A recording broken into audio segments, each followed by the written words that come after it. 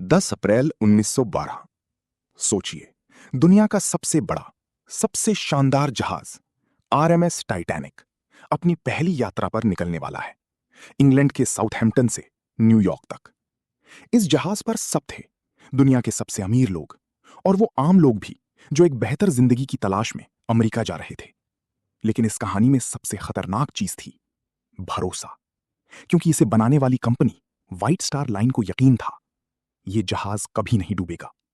Unsinkable, एक ऐसा किला जिसे समंदर भी नहीं हरा सकता।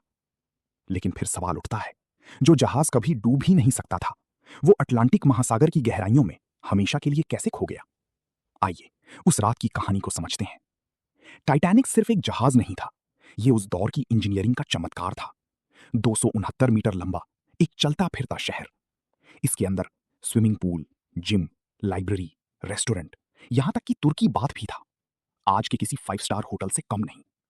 लेकिन ये शान बहुत जल्द एक डरावनी रात में बदलने वाली थी। 14 अप्रैल 1912। शाम होते होते तापमान गिरने लगा। खतरे की पहली निशानी। रात 9 बजे एक जहाज ने बर्फ की चेतावनी दी। 11 बजे एक और जहाज ने आखिरी वार्निंग भेजी। लेकिन टाइटैनिक ने क्या किया? कुछ भी नहीं। न रफ्तार कम की, न रास्ता बदला। वो 21.5 नॉट्स की स्पीड से अंधेरे में आगे बढ़ता रहा। और फिर रात 11:39, ऊपर निगरानी कर रहे एक आदमी ने देखा, सामने एक विशाल आइसबर्ग। उसने घंटी बजाई, फोन किया, चिल्लाया, आइसबर्ग राइट अहेड। लेकिन बहुत देर हो चुकी थी, टक्कर हो चुकी थी। लेकिन सवाल अभी भी वही है, टाइटैनिक डूबा कैसे, जबकि उसे अनसिंकेबल कहा जाता था? असल में उसका डिजाइन ही उसकी सबसे बड़ी ताकत और सबसे बड़ी कमजोरी था। जहाज को 16 वाटर टाइट कंपार्टमेंट्स में बांटा गया था। सोचा गया था, अगर 4 कंपार्टमेंट्स में पानी भर जाए तो भी जहाज नहीं डूबेगा। लेकिन आइसबर्ग ने एक दो नहीं, पूरे 6 कंपार्टमेंट्स को नुकसान पहुंचाया। टाइटैनिक की किस्मत तय हो गई। एक और सुरक्षा फीचर था, डबल बॉटम हल। लेकिन वो भी बेकार साबित हुआ, क्योंकि टक्कर नीचे से नहीं, साइड से हुई थी, जहां सिर्फ एक ही परत थी। लेकिन सच ये है, ये हादसा सिर्फ टेक्निकल फेलियर नहीं था, ये इंसानी गलतियों की एक लंबी चेन थी। पहली गलती, रफ्तार कम नहीं करना, रिकॉर्ड बनाने का दबाव। दूसरी, आइस वार्निंग्स को नजरअंदाज करना।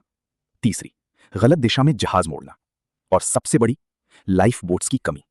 जहाज पर 2200 लोग थे, लेकिन लाइफ बोट्स सिर्फ 1200 के लिए। क्यों? क्योंकि उन्हें लगा इसकी जरूरत ही नहीं पड़ेगी। ये आत्मविश्वास नहीं था, ये घातक अहंकार था।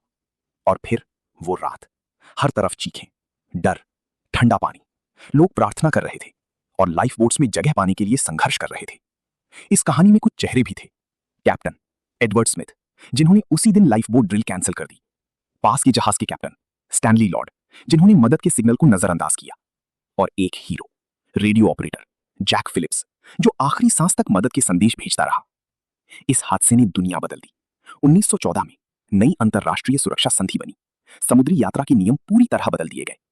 और फिर 1985 में रॉबर्ट बैलर्ड ने टाइटैनिक के मलबे को समंदर की 3800 मीटर गहराई में खोज निकाला। आज भी वो वही है, धीरे धीरे खत्म होता हुआ। कहा जाता है 2030 तक शायद वो पूरी तरह गायब हो जाए। लेकिन इस कहानी का असली सवाल आज भी जिंदा है। क्या ये सिर्फ एक दुर्घटना थी, या इंसानी अहंकार की कीमत? और अब एक ऑस्ट्रेलियाई अरबपति टाइटैनिक 2 बनाने की योजना बना रहा है। लेकिन सवाल ये है, क्या हम इतिहास को दोबारा जी सकते हैं, बिना उसकी गलतियों को दोहराए? अगर आपको ऐसी सच्ची और सोच बदल देने वाली कहानियां पसंद है, तो चैनल एक्सप्लेनेशन ऑफ ट्रूथ्स को अभी सब्सक्राइब करें, क्योंकि यहाँ हम सिर्फ कहानियां नहीं बताते, हम उनके पीछे की सच्चाई दिखाते हैं।